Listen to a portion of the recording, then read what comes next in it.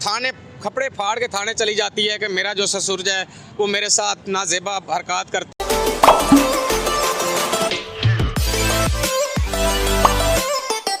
बिस्मिल्लाहिर्रहमानिर्रहीम। अस्सलाम वालेकुम नाज़रीन, मैं हूं सोबिया और आप देख रहे हैं रोशन पॉइंट। नाज़रीन, आज हम एक बहुत ही दर्दनाक स्टोरी के साथ आपके सामने हाजिर हुए हैं। नाज़रीन, ये इंसान जो मेरे पास खड़ा है, इनका जायदाद का बहुत मसला ये हुआ कि इसके भाई ने जायदाद के लिए अपने बाप के दांत तोड़ दिए और इसको 2 महीने घर में कैद रखा। नाज़रीन, पुलिस में कंप्लेन करने के बावजूद कोई इसकी बात नहीं सुन रहा। बाप गांव में धक्के खा रहा है और ये भाई के डर से लाहौर में। आइए नाज़रीन, इसकी ज़ुबानी इसी की कहानी सुनते हैं और पूछते हैं कि आपकी ज़िंदगी में ये क्या मसला पैदा हुआ और किस तरह से हुआ। अस्सलाम वालेकुम। वालेकुम सलाम। आपका नाम? मोहम्मद जहांगीर। भाई ने आपके बाबा के दांत तोड़ दिए, अब आपके बाबा किधर हैं? मेरे बाबा जो हैं वो कभी किसी के घर में रहते हैं, कभी किसी के घर में रहते हैं। अब जो मेरा बड़ा बहनोई है उसके पास रहते हैं, उसको भी धमकियां लगाई जा रही हैं भाई इसको घर से निकाल दो, नहीं तो मैं आपके साथ भी ऐसा करेंगे। मेरा जो बहनोई है उसको थाने भी पकड़ा चुका है मेरा भाई, क्योंकि वो शराब फरोश है, मनशियात फरोश है और पाउडर बेचता है, शरेआम बेचता है। पुलिस वाले उनसे मंथली लेते हैं, थाना तलुम्बे वाले। और जो हबीब हुसैन है जिसके पास मेरा तशवीशी था, वो खुद उसके साथ बैठता है, उठता है, खाता पीता है। इस वजह से आपको 2 महीने कैद रखा। आप बाजियाब किस तरह हुए? जी बिल्कुल, देख सकते हैं, ये मेरी बाजू भी देख सकते हैं। मुझे 2 माह बांध के रखा है उसने, और मेरे जो बाजुओं के ऊपर जो है वो रस्से के निशान अभी भी हैं, ये रोड़ियाँ बन गई हैं।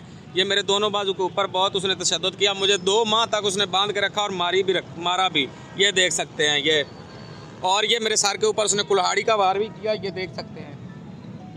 मैं निश्तर हॉस्पिटल मुल्तान में रहा हूँ तकरीबन 40 दिन, और उसके बाद मुझे होश आया तो मैं डर की वजह से भाग आया हूँ। मुझे आज तकरीबन 5-6 साल हो गए लाहौर में, और लाहौर में भी आया है 3-4 दिन पहले मुझे धमकियाँ लगा कर गया है, मैं ऐसे करूँगा। मेरे हाथोपाई भी हुई है उसके साथ 3-4 लड़के थे, उनको मैं नहीं जानता वो कौन थे।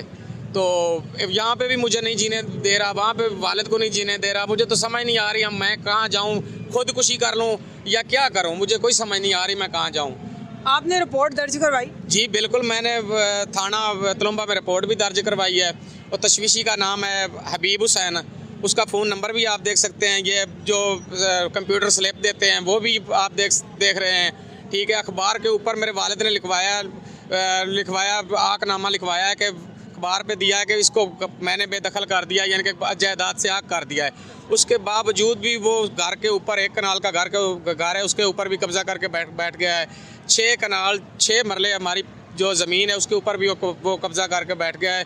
ये आप देख सकते हैं, ये वो मेरा भाई है, ये मेरी भाभी है, जो थाने कपड़े फाड़ के थाने चली जाती है कि मेरा जो ससुर है वो मेरे साथ नाजेबा हरकत करता है। मेरे जो हैं शोहर के भाई हैं वो भी मेरे साथ ऐसे करते हैं। मेरा जो बड़ा भाई है ना, सबसे बड़ा भाई है मेरा, उसका नाम है यासीन। तो जो ये है इसका नाम है मोहम्मद अमीन, जो हमारे ऊपर तशद्दुद करता है। वो इतना शरीफ है ना, जो सबसे बड़ा है, उससे तो बच्चा भी चपेड़े मारी रखे तो वो भी आगे हाथ नहीं उठाता। उसको भी घर से निकाला हुआ है। वो शादीशुदा है? जी, वो उसकी शादी करवाई थी, लेकिन उसकी बीवी को इसने बांध के मारा। तकरीबन 1 हफ्ता मारता रहा है उसकी बीवी को। वो अभी 2 साल हो गए हैं वो अपने मैके बैठी है, क्योंकि वो कह रही है कि मैं अब नहीं आऊँगी, या तो आप अलहदा हो तो या मैं नहीं आऊँगी कि आपका भाई मुझे मार देगा।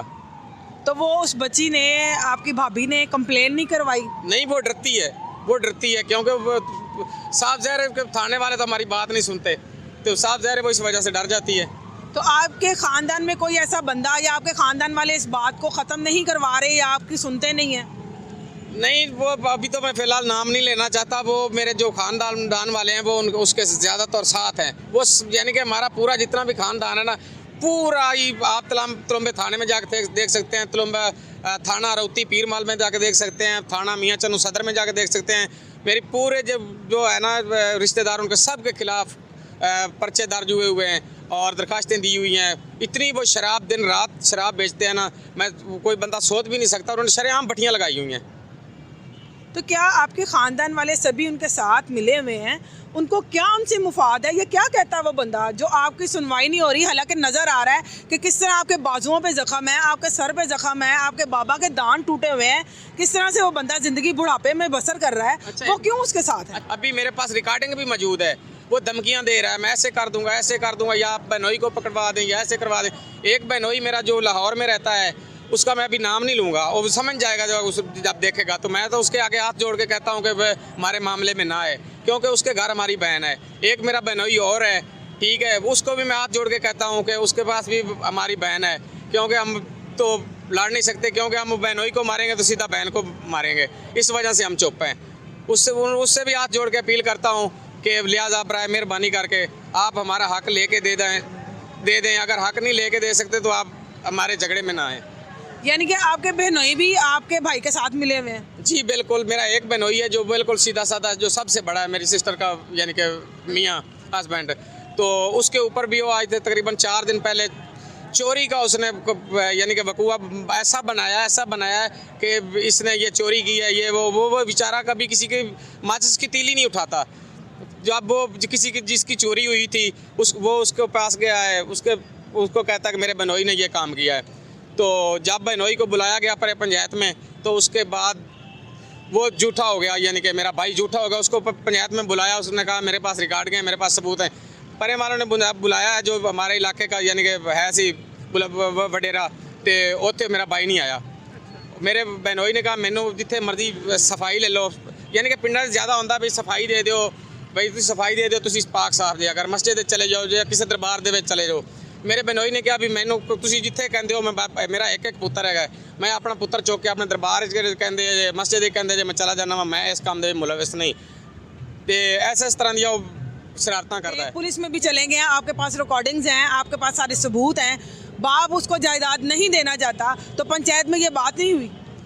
पंचायत में तकरीबन सन 2016 से लेकर सन 2022 तक ये पंचायत हो रही है, लेकिन वो किसी की नहीं मानता, क्योंकि आप देख रहे हैं मेरे वालिद के दांत टूटे हुए हैं। जब वालिद ने जायदाद से आग किया, उसके बाद वो कब्जा करने के बावजूद वालिद को घर प्यार मोहब्बत से घर भी ले गया है। आप मेरे वालिद हैं, आप ऐसे, तो उसको फिर उसको जाके मारा है, फिर उसके दांत तोड़े हैं, दांत तोड़ के उसका सिर फाड़ा है, सिर फाड़ के उसको घर में स्टाम फरोश से स्टाम लेके आया है। तो वो जो फिंगरप्रिंट है मेरे वालिद के ऊपर पूरे नहीं लगे। जब वो ज़बरदस्ती लगाया तो इस तरह वो फिंगरप्रिंट की ज़ाया हो गए हैं। तो वो बहुत ख़तरनाक है। मैं इतनी कत्ल की धमकियाँ दे रहा है कि मेरे साथ कुछ भी होगा उसका जिम्मेदार मेरा भाई होगा और मेरे रिश्तेदार होंगे। अब कहता है जहाँ भी मुझे मिलोगे मैं तुम्हें मार दूंगा। उसके घर निजायज़ असला है, बेशक मेरे साथ होन पुलिस चली जाए, मैं उसके घर से असला भी बरामद करवाऊंगा, पाउडर भी बरामद कराऊंगा, चरस भी बरामद कराऊंगा और शराब की भट्टी भी बरामद कराऊंगा। ये शराब की भट्टी शरेआम लगी हुई है। तो आप हुकूमत से कुछ कहना चाहेंगे, उनसे कोई अपील करना चाहेंगे कि आपकी मदद की जाए, किस तरह से ये काम को या इस बात को या इस मामले को रफा दफा किया जाए?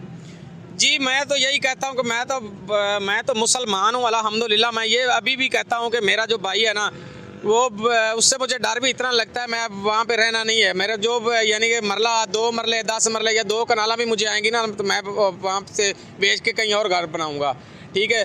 तो मैं कहता हूँ कि उसका हक उसे दिया जाए, हमारे 2 भाइयों का हक हमें दिया जाए, मेरे वालिद का हक दिया जाए। मैं वज़ीर आज़म इमरान खान से भी अपील करता हूँ, उस्मान गुलजार वज़ीर आला से भी अपील करता हूँ, और जितने भी हुक्मरान बड़े हैं हमारे इदारे के, सबको मैं हाथ जोड़ के अपील करता हूँ कि हमें हमारा इंसाफ लेके दिया जाए। कहीं ऐसा ना हो कि कल जो पुलिस हमारी बात नहीं सुन रही, वो कल हम भाई मेरा जो है वो बहुत ख़तरनाक है, वो हमें कत्ल कर दे या बाप को कर दे या बड़े भाई को कत्ल कर दे, तो फिर बाद में पुलिस आए ये क्या हो गया। पुलिस हमेशा हमारे इलाके में पहुँचती है तकरीबन एक तो घंटा आधा घंटा है ना, 8 घंटे 10 घंटे के बाद पहुँची है। 1 भाई पे कॉल भी करेंगे ना, पहली बात तो आएंगे भी नहीं, आएंगे तो एक दिन ठहर के आएंगे।